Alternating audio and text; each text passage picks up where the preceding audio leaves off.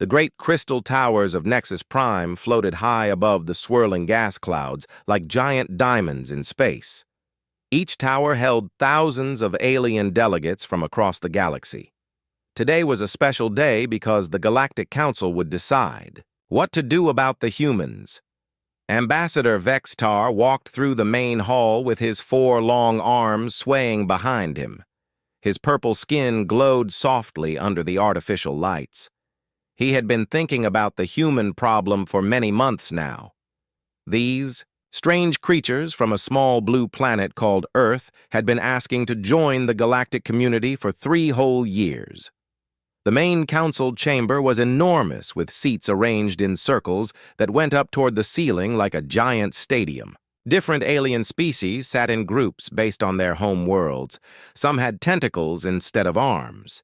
Others had multiple heads or wings or scales that changed colors when they talked. Commander Jinwoo Park stood alone in the center of the chamber. He was the only human in a room full of hundreds of aliens. His simple military uniform looked very plain compared to the flowing robes and shiny armor that the aliens wore. He tried to stand straight and look confident, but his heart was beating. Fast, the alien delegates whispered to each other in their strange languages. Some clicked their tongues. Others made buzzing sounds like giant insects. A few communicated by changing the colors of their skin. Jinwoo could not understand any of it, but he could tell they were talking about him and his people high above in the observers section. Captain Yuna Lee watched everything with careful eyes. She had been one of the first humans to travel in space, and she understood alien technology better than most people. Something about the way the aliens were acting made her feel worried. But she could not put her finger on what was wrong. Ambassador Vexatar raised one of his 4 arms to call for silence. The great chamber became quiet, except for the soft humming of the floating tower's energy systems. He spoke in the common galactic language, which had been translated into Korean for the human delegation. We are here today to discuss the application of the species called humans for membership in our galactic community. They come from a world in the Outer Rim, territories far from our major trade routes and military bases. The other delegates nodded their heads or waved their tentacles in agreement. Many of them had never even heard of Earth before the humans started sending messages asking to join their organization. General Thexmore stood up from his seat near the front. His species looked like large insects with shiny black shells and compound eyes. He was the chief military advisor for the hegemony, which was the most powerful alien empire in the galaxy. "These humans seem harmless enough," he said in his clicking voice. "They have only just learned to travel between planets, and their weapons are very primitive. They remind me of children playing with toy spaceships." Many delegates laughed at this comment. The sound filled the chamber like a strange music made of hissing and buzzing and mechanical clicks. Jinwoo felt his face turn red with embarrassment, but he tried to keep his expression neutral. Another delegate named Counselor Zexalin spoke up. She belonged to a species that looked like tall, thin birds with silver feathers. Her voice sounded like wind chimes ringing in the breeze. What exactly are these humans asking for? She wanted to know. Do they want trading rights or military protection or just recognition as a civilized species ambassador? Vexatar consulted his data pad, which projected holographic information into the air above his hand. "They want full membership in the galactic community," he replied. "This includes access to our technology databases, our trade networks, and our mutual defense agreements." The chamber filled with more whispering and clicking sounds. Many delegates seemed surprised that such a primitive species would ask for full membership rights. Usually, new species started with limited trading rights and worked their way up over many decades. General Thexamore had an idea that made his compound eyes glitter with amusement. "I suggest we give them what they want," he announced, "but with a small condition. We should provide them with a standard planetary defense weapons package." The other delegates looked interested in this suggestion. Standard weapons packages were given. to all new member species to help them defend their homeworlds from pirates and raiders, but which weapons should we give them? Asked Counselor Zexalin. Most of our current military technology would be far too advanced for such a primitive species. General. Thexmore made a sound that might have been laughter if he had been human. I have the perfect solution, he said. We have thousands of old weapon systems sitting in storage facilities across the galaxy. These weapons were considered failures when they were first designed centuries ago. They are too weak and impractical for modern warfare. The idea was brilliant in its simplicity. The Galactic Council could appear generous by giving the humans advanced alien technology while actually giving them equipment that was essentially worthless. The humans would be grateful, and the aliens would be rid of old junk that was taking up valuable storage space. Ambassador Vextar liked this plan very much. It would solve the human problem without creating any real risks for the galactic community. What harm could primitive humans do with weapons that were already considered obsolete failures? Captain Yuna Lee watched from the observers section as the alien delegates discussed the proposals. Had studied alien psychology during her military training, and she could tell that the aliens were planning something sneaky. The way they kept making those clicking and buzzing sounds that seemed like laughter made her suspicious. Down in the center of the chamber, Commander Jinwoo Park waited patiently for the council to make their decision.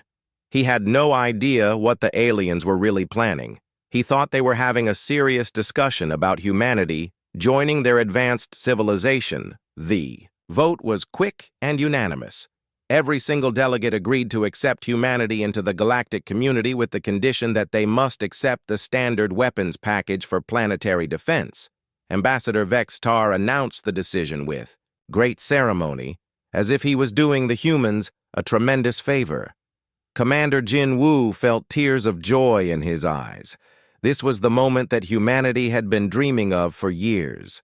They would finally be part of the greater galactic community. They would have access to advanced alien technology and knowledge. Earth would no longer be alone in the universe. I accept this generous offer on behalf of all humanity, Jin Woo said in his strongest voice. Thank you for welcoming us into your community. We promise to be worthy members and to contribute whatever we can to the common good. The alien delegates applauded by making various sounds and gestures. Each species had their own way of showing approval. The chamber filled with a symphony of clicks, buzzes, hisses, and musical tones. But up in the observers section, Captain Yuna Lee felt a cold feeling in her stomach. She had been watching the alien body language and facial expressions throughout the entire meeting. Something was definitely not right about this situation. The aliens were being too generous too quickly. As the formal ceremony continued, she made a mental note to carefully examine whatever weapons the aliens decided to give humanity. She had a feeling that this gift might not be as wonderful as it seemed. The meeting ended with promises of friendship and cooperation between humanity and the galactic community. The alien delegates began to file out of the chamber, still making their amused clicking and buzzing sounds. Ambassador Vextar stayed behind to speak privately with General Thexmore. They congratulated each other on solving the human problem so cleverly. The primitive humans would be happy with their useless gifts, and the galactic community would be safe from any potential threats. Neither of them realized that they had just made the biggest mistake in galactic history. 6 months had passed since the Galactic Council meeting, and the people of Earth were buzzing with excitement about their new alien friends. Massive cargo ships appeared in the sky above Earth like floating cities made of metal and crystal. Each ship was bigger than anything humans had ever built, and they moved through space without making any sound. The alien cargo vessels docked at orbital stations that humans had quickly constructed around their planet. News crews from every country on Earth broadcast live coverage as the mysterious alien containers were carefully transported down to military bases around the world. Everyone wanted to see what advanced alien technology looked like. Dr. Hyun-Soo Kim led the main research team at the Seoul Military Technology Center. He was one of Earth's best scientists, and he had been dreaming about this moment for months. The possibility of studying alien technology made him feel like a child on Christmas morning. The first container was enormous and made of a strange metal that seemed to glow with its own inner light. It took 6 people working together just to open the heavy lid. Dr. Kim held his breath as the container opened with a soft hissing sound. Inside the container were rows of weapons that looked nothing like what Dr. Kim had expected. Instead of gleaming energy weapons or floating combat drones, he found devices that seemed almost medieval. The weapons were made of dull gray metal and had simple mechanical parts that looked like something from Earth's own history. The instruction manual was even more disappointing. It was written in basic pictographs like a children's book. Each page showed simple drawings of how to hold the weapons and which buttons to press. There were no complex diagrams or advanced technical specifications. Colonel Minho Jang arrived at the facility just as Dr. Kim was examining the first batch of weapons. The colonel had commanded Earth's defense forces for 20 years, and he knew military equipment when he saw it. These alien gifts did not look very impressive. "What exactly are we looking at here?" Dr. Jang asked as he picked up one of the kinetic rifles. The weapon felt solid and well-made, but it looked like a fancy hunting rifle rather than an advanced alien weapon. Dr. Kim consulted the pictograph manual. "The aliens call these kinetic projectile launchers," he explained. "They fire small metal bullets using compressed energy. The manual says they are effective against most standard armor types." Colonel Jang frowned as he examined the rifle more closely. The weapon had a simple trigger mechanism and what appeared to be a basic targeting system. He had expected alien weapons to shoot laser beams or plasma bolts, not ordinary bullets. The shield generators were equally disappointing. They were small rectangular devices that could be carried in a backpack. According to the manual, they created weak energy barriers that could stop incoming projectiles. For short periods of time, the shields looked like camping equipment rather than advanced defensive technology. Lieutenant So-Young Park was part of the technical analysis team, and she spent hours studying the weapon specifications. While everyone else was disappointed by how primitive the weapons looked, she noticed something interesting in the technical drawings. The weapons were designed with modular components that could be easily removed and replaced. Every major part had standard connection points that would allow different pieces to be mixed and matched. This seemed like an unusual design choice for military equipment. The combat mechs were the biggest disappointment of all. They stood about 3 meters tall and moved with slow, awkward steps like giant robots from old science fiction movies. Each mech was controlled by a human pilot who sat inside a cramped cockpit filled with basic controls. Sergeant Dong-hyun Lee was assigned to test the combat mechs, and he quickly discovered how clumsy they were. The mechs could barely walk without stumbling, and their weapon systems were slow to respond. It took forever just to turn around, and the targeting computers seemed to have trouble hitting anything. However, Sergeant Lee also noticed that the mechs were built incredibly well. The armor plating was made of materials that seemed stronger than anything on Earth, and the internal systems never broke down or needed repairs. The mechs might be slow and awkward, but they were also nearly indestructible. Meanwhile, the alien observers, led by diplomat Kexval, watched the human reactions with great amusement. They had set up monitoring stations around Earth to record how the humans responded to their gifts. Kexval filed regular reports back to the Galactic Council describing human disappointment and confusion. The aliens found it hilarious that humans had expected advanced energy weapons and powerful military systems. Instead, they received what the galactic community considered to be primitive junk that had been sitting in storage facilities for hundreds of years. Dr. Kim organized teams of scientists and engineers to study every aspect of the alien weapons. They took apart each device carefully and analyzed every component using Earth's most advanced laboratory equipment. What they discovered was very surprising. The weapons might look primitive, but they were made with incredibly advanced materials. The metal alloys were stronger and lighter than anything humans could produce. The power systems were amazingly efficient and could run for years without needing to be recharged. Captain Yuna Lee visited the research facility to see the weapons for herself. She had been suspicious of the aliens ever since the Galactic Council meeting, and she wanted to understand what they had really given humanity. As she examined the modular weapon components, she began to realize something important. The aliens had designed these weapons to be easily modified and upgraded.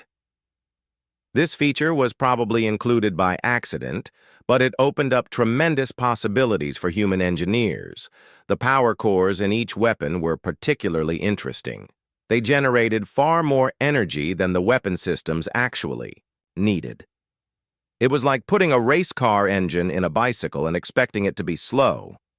Captain Lee wondered why the aliens would include such powerful energy sources in supposedly weak weapons. Dr. Kim's team made another important discovery when they analyzed the shield generators. The individual shields were indeed weak and could only protect one person for a short time, but the technical specifications showed that multiple shields could be linked together to create larger defensive networks. The combat mechs revealed even more hidden potential. Once Sergeant Lee learned to work with their slow movements instead of fighting against them, he discovered that they were incredibly stable platforms.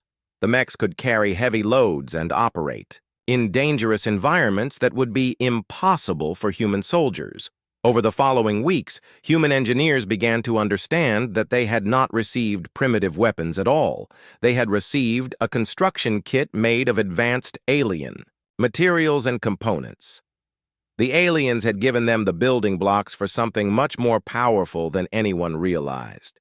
The alien monitoring stations continued to report that humans were spending time maintaining and training with their new weapons. The automated systems noted increased manufacturing activity, but classified it as normal equipment maintenance. The aliens paid no attention to the technical details of what humans were actually doing. Colonel Jang organized special training programs for soldiers who would use the alien weapons. He was still disappointed by their basic capabilities, but he recognized that they were well-made and reliable. Military units around the world began practicing with the kinetic rifle shield. Generators and combat mechs, Lieutenant Park spent her free time experimenting with the modular components. She discovered that parts from different weapons could be combined in unexpected ways. The connection points were standardized, which meant that creative engineers could build entirely new devices using alien parts.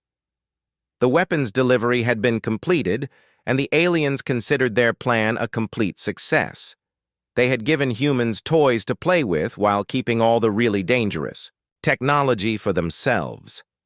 The primitive humans would be grateful for their generous gifts and would never pose a threat to galactic security.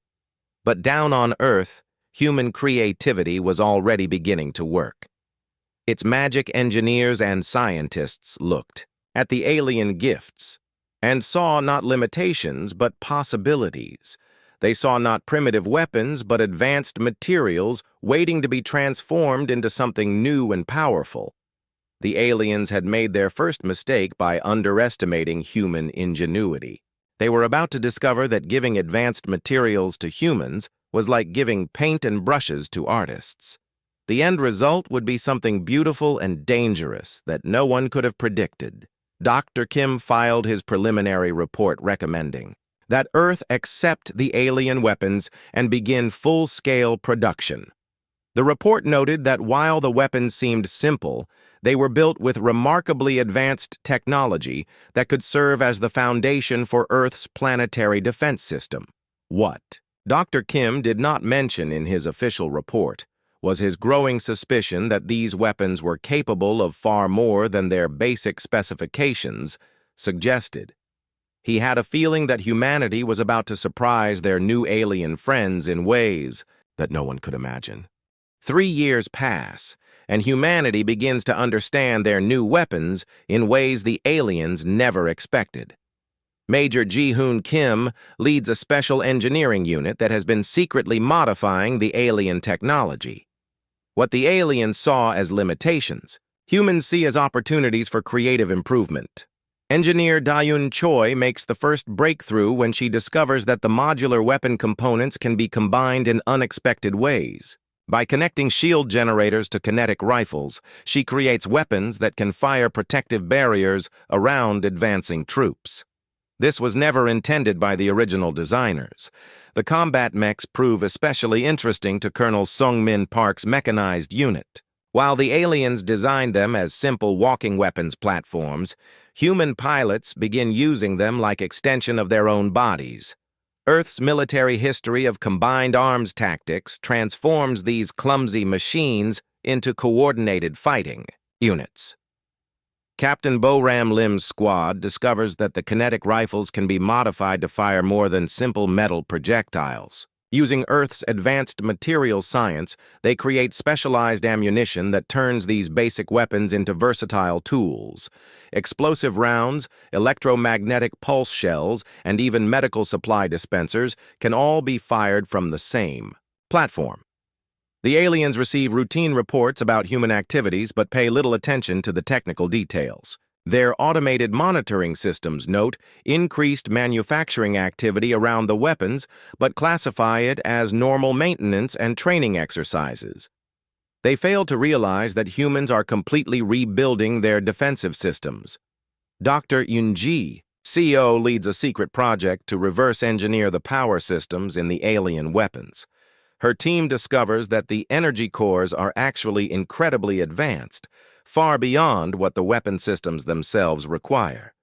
It's as if someone put sports car engines into bicycles and expected them to be slow. Admiral Nextar stood on the bridge of his flagship, watching the small blue planet called Earth grow larger on the main viewing screen.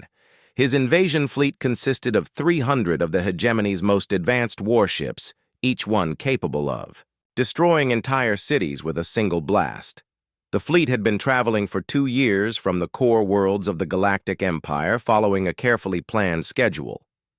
The Galactic Council had decided that 5 years was enough time for the primitive humans to play with their useless weapons before being properly conquered and absorbed into the Empire. General Woo Jin Han sat in the command bunker, buried 3 kilometers beneath the Pacific Ocean, surrounded by displays that showed the approaching alien fleet. Earth's defense systems had detected the hostile ships while they were still days away from entering the solar system. The alien fleet is massive, General Han told his staff as he studied the tactical reports they have. Enough firepower to turn our planet into radioactive dust. But they are expecting to fight primitive humans with basic weapons. Captain Soo-jin Lee commanded the orbital defense platforms that ringed Earth like a crown of metal and crystal. Each platform was armed with human-modified alien weapons that could engage targets anywhere in the solar system. The aliens had no idea what they were flying into. The first contact occurred near the orbit of Mars, where Commander Tae Young-go led a patrol squadron of 6 human spacecraft. The ships were small and looked fragile compared to the massive alien warships, but their weapon systems had been completely rebuilt, using alien technology. Admiral Nextar watched with amusement as the tiny human ships approached his scouts. He had expected Earth's defenders to surrender immediately when they saw the size of his fleet. Instead, the humans seemed to be preparing for actual combat. Open fire on the lead human vessel, he ordered confidently. This will be over quickly. The hegemony scout ships fired their advanced plasma weapons, expecting to vaporize the primitive human spacecraft in seconds. Instead, they watched in shock as their energy blasts were absorbed harmlessly by defensive barriers. That should not have been possible with human technology. Commander Go smiled grimly as his modified shield systems deflected the alien attack. The network defensive grid protected all 6 human ships, simultaneously creating overlapping barriers that grew stronger under fire instead of weaker. "Return fire," he commanded calmly. The human ships opened fire with what appeared to be simple kinetic weapons, but the projectiles that struck the alien scouts were unlike anything in the galactic arsenal. The specially designed ammunition punched through advanced alien armor as if it were made of paper. 2 hegemony scout ships exploded immediately, while a third began spinning out of control with massive holes torn through its hull. The remaining aliens retreated in panic, sending frantic reports back to Admiral Nex-Tar about impossible human weapons. On Earth, General Han coordinated the planetary defense from his underground command center. The alien fleet was spreading out to attack multiple targets simultaneously, but human intelligence had predicted this strategy and prepared accordingly. Activate the Continental Shield Network, he ordered. Thousands of modified alien shield generators came online simultaneously, creating defensive barriers that covered entire continents. The aliens had intended each shield to protect single individuals, but human engineers had networked them into a planetary defense system that could stop anything. Admiral Nex-Tar could not believe what his sensors were showing him. The primitive planet was surrounded by energy barriers that registered as more powerful than anything in the hegemony's arsenal. How was this possible with such basic technology? The combat mechs proved to be the biggest surprise. Of all, when the aliens attempted to land ground forces on Earth, pilot Jae Sung Lee led a squadron of 12 modified mechs against an alien landing party that expected to face clumsy walking weapons platforms.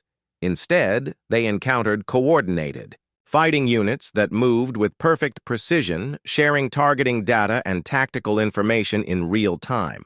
The mechs had been upgraded with human military doctrine that emphasized teamwork and mutual support. The alien ground forces were equipped with advanced personal armor and energy weapons, but they had no answer for human tactics that treated individual mechs as components of a larger fighting organism. The mechs surrounded enemy positions and attacked from multiple angles simultaneously. Lieutenant Min Jung Park commanded a mech unit that specialized in urban warfare. Her mechs could move through damaged buildings and underground tunnels, using their incredible durability to operate in environments that would stop normal soldiers. The aliens discovered that their energy weapons were ineffective against mech armor that had been reinforced with human engineering techniques.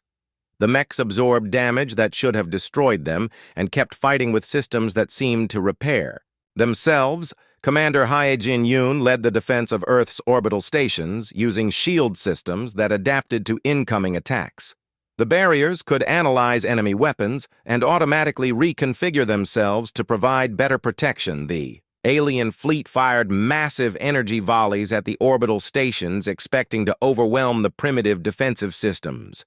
Instead, they watched their most powerful weapons disappear harmlessly into defensive barriers that seemed to grow stronger.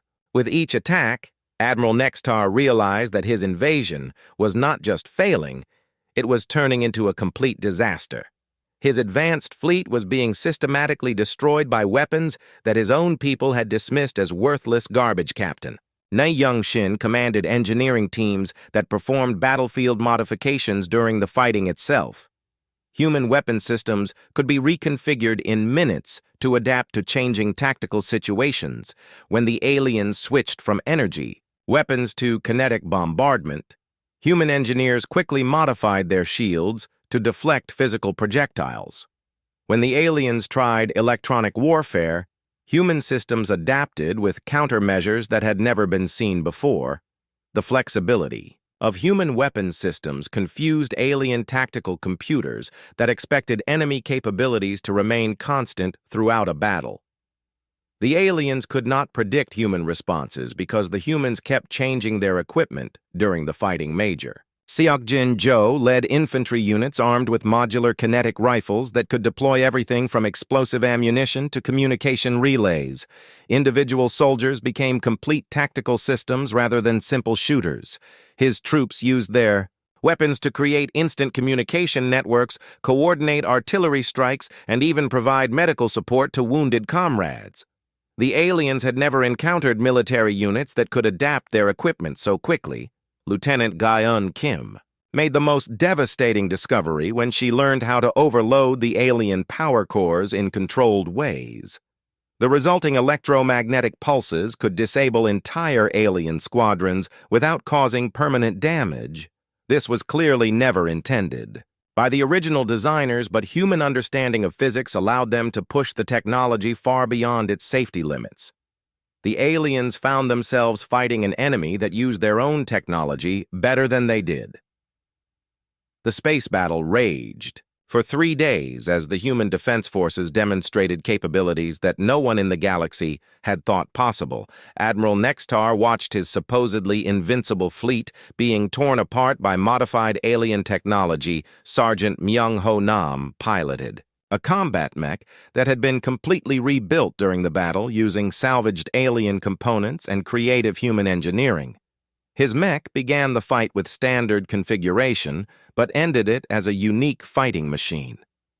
The human ability to perform field modifications during combat allowed their forces to evolve continuously throughout the battle. Each engagement taught them new ways to use their equipment more effectively. Admiral Nextar finally admitted defeat when half his fleet had been destroyed or disabled. He had begun the invasion with overwhelming superiority and now found himself commanding a broken force that was being hunted across the solar system by human defenders. The retreat order was given, but many alien ships were too damaged to escape Earth's solar system. The humans had transformed what should have been an easy conquest into the most humiliating military defeat in hegemony history. As his battered flagship limped away from Earth, Admiral Nextar tried to understand how such primitive weapons had proven so effective against his advanced technology. The answer would change everything about how the galaxy viewed humanity. The battle for Earth system had lasted 3 days and nights. But now the human defenders were ready to show the galaxy what they had really learned from their alien gifts. Admiral Chulho Bayek commanded the human counterattack from his flagship, orbiting Earth surrounded by alien wreckage and disabled enemy ships. The remaining hegemony forces were scattered across the solar system trying to regroup after their devastating defeat. Admiral Nextar had expected an easy conquest, but instead found himself commanding a broken fleet that was being systematically hunted by human forces. Captain Na-Young Shin worked frantically in the engineering sections of human ships, performing modifications that would have been impossible with normal weapons. The modular alien technology allowed rapid reconfiguration during battle, adapting to changing tactical situations faster than rigid alien systems could respond. Her teams could transform defensive weapons into offensive systems and back, again within minutes, as the tactical situation changed. This flexibility gave human forces an enormous advantage over aliens who expected weapons to have fixed capabilities and known limitations. The kinetic rifles had evolved far beyond their original design. During the 3-day battle, Major Seok Jin Jo's infantry units now used them as complete tactical systems rather than simple projectile weapons. A single soldier could deploy communication relays, coordinate artillery strikes, provide medical support to wounded comrades, and engage enemy targets, all with the same basic weapon platform. The aliens had never seen anything like this level of versatility. Lieutenant Ga-eun Kim had perfected the technique of overloading alien power cores to create controlled electromagnetic pulse explosions. Her teams moved through the battlefield, disabling alien equipment with weapons that had been designed for completely different purposes. The alien power systems were incredibly robust but human. Understanding of physics allowed them to be pushed far beyond their original safety limits. What the aliens intended as simple energy storage became devastatingly effective weapons in human hands. Captain Bo Ram Lim commanded squadrons of combat mechs that had been continuously modified throughout the battle. Each mech was now unique, having been rebuilt using battlefield salvage and creative engineering techniques. The mechs shared modifications through networked communication systems, allowing successful innovations to spread rapidly through the entire force. A breakthrough discovered by one pilot could be implemented by dozens of others within hours. Sergeant Myung-ho Nam piloted a mech that looked nothing like the original alien design. His machine had been rebuilt so many times during the battle that it incorporated technology from 6 different alien ship classes. The human ability to perform field modifications had allowed their combat units to evolve continuously during the fighting. Each engagement taught them new ways to combine alien technology in unexpected configurations. Admiral Nextar tried desperately to understand how his technologically superior fleet was being destroyed by primitive human weapons. His tactical. Computers could not analyze human combat methods because they operated outside all known galactic military doctrine. The concept of rapid adaptation and battlefield modification was completely foreign to alien military thinking.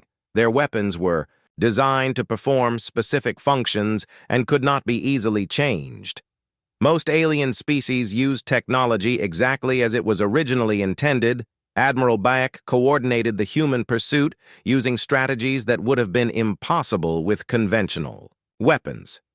The modular nature of human systems allowed his forces to reconfigure themselves as the tactical situation. Changed hunter-killer squadrons could transform into rescue units to recover damaged ships, then reconfigure again into assault formations, to attack fleeing enemies. This kind of flexibility was unprecedented in galactic warfare. The hegemony forces found themselves fighting an enemy that seemed to change its capabilities every few hours. Human ships that had been defensive platforms in the morning became offensive hunters by afternoon. Lieutenant Commander Yeon-suk Han led engineering teams aboard captured alien vessels, studying hegemony technology and immediately integrating useful components into human systems. The aliens watched in amazement as humans reverse-engineered their most advanced equipment during active combat. Within hours of capturing an alien ship, human engineers would strip out useful technology and install it in their own vessels. The process was so fast that some human ships incorporated alien improvements, while the original owners were still fighting nearby. Colonel Young-ho Park commanded Special Forces units that had been infiltrating disabled alien ships throughout the battle. His teams captured advanced alien technology and immediately sent technical specifications back to human engineering units. The information was used to create new weapon modifications that could be deployed across the entire human fleet within hours. This rapid technology transfer gave humans access to the most advanced alien military systems. Captain Jimin Woo discovered that alien shield generators could be modified to create offensive weapons by reversing their power flow. The same systems that created protective barriers could also generate destructive energy beams. Her modifications were transmitted to every human ship in the fleet within 30 minutes, turning thousands of defensive systems into additional offensive weapons. The aliens found themselves facing firepower that multiplied continuously throughout the battle. The space battle had turned into a technological arms race that humans were winning through superior adaptability and innovation. Admiral Nextar realized that his forces were not just losing, they were being outclassed by an enemy that learned faster than anyone thought possible. Major Sung-ho Kim led boarding parties that captured alien ships from the inside using combat techniques that no galactic military had ever encountered. The aliens expected humans to fight like other species, but instead faced tactics that seemed to come from nowhere. Human soldiers used their modular equipment to create new capabilities on demand. Weapons became tools, tools became weapons, and everything could be reconfigured to meet immediate tactical needs. The psychological effect on alien forces was devastating. They were fighting an enemy that seemed to have unlimited capabilities and could adapt to any situation. No matter what tactics they tried, the humans had a countermeasure within hours. Admiral Nextar sent increasingly frantic messages back to Hegemony High Command describing an enemy that defied all understanding. His reports painted a picture of human forces that seemed to grow stronger throughout the battle. The final blow came when Lieutenant Sojung Park discovered how to use alien faster-than-light communication systems to coordinate attacks across the entire solar system. Human forces could now operate as a single integrated unit, spanning billions of kilometers. The modification was implemented fleet-wide within 2 hours, giving humans tactical coordination capabilities that exceeded anything in the hegemony arsenal. The alien fleet found itself surrounded by enemies who could coordinate their actions perfectly. Admiral Bayek launched the final assault using human ships that had been upgraded with captured alien technology but operated according to human tactical doctrine. The combination was devastatingly effective. The remaining hegemony forces were systematically destroyed or captured by human units that had evolved far beyond their original capabilities. The 3-day battle had transformed Earth's defenders from a primitive planetary militia into the most advanced military force in the galaxy. Admiral Nextar's flagship was the last alien vessel to surrender, surrounded by human ships that incorporated the best technology from dozens of alien civilizations. The humans had not just won the battle, they had revolutionized the nature of warfare itself. As human forces secured the battlefield and began salvaging alien technology for further study, it became clear that the Galactic Council's gift had backfired in spectacular fashion. The aliens had intended to give humanity worthless toys to keep them occupied. Instead, they had provided the raw materials for a military revolution that would reshape the balance of power throughout the galaxy. The news of the hegemony's defeat spread across the galaxy faster than anyone thought possible. Within days, every alien civilization knew that the primitive humans had destroyed one of the most powerful fleets in galactic history using weapons that everyone considered worthless failures. Ambassador Vexitar stood before an emergency session of the Galactic Council trying to explain how such a massive intelligence failure had occurred. The great crystal towers of Nexus Prime buzzed with panicked conversations as delegates demanded answers about the human situation. "How is this possible?" Counselor Zexelin asked her, silver feathers ruffling with agitation. "Our best military analysts assured us that those weapons were primitive and ineffective. How did the humans turn them into something that could destroy a hegemony invasion fleet?" The questioning went on for hours as the council tried to understand what had gone wrong with their carefully planned strategy. Admiral Nextar had been brought back in chains to testify about his humiliating defeat at the hands of supposedly primitive humans. General Thexmore faced the most intense scrutiny because he had suggested giving the humans the failed weapon systems, his compound. Eyes glittered nervously as he tried to explain his reasoning to increasingly hostile council members. The weapons were considered obsolete failures.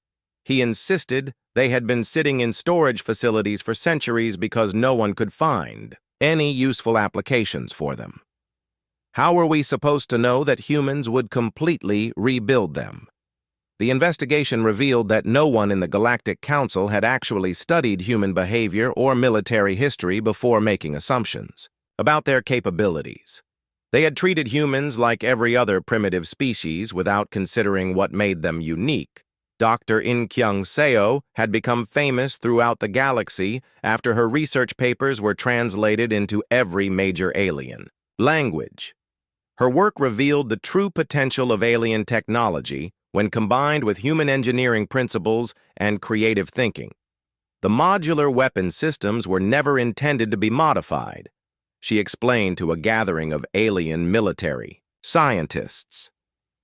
The original designers included standardized components for manufacturing efficiency, not because they expected anyone to rebuild the weapons.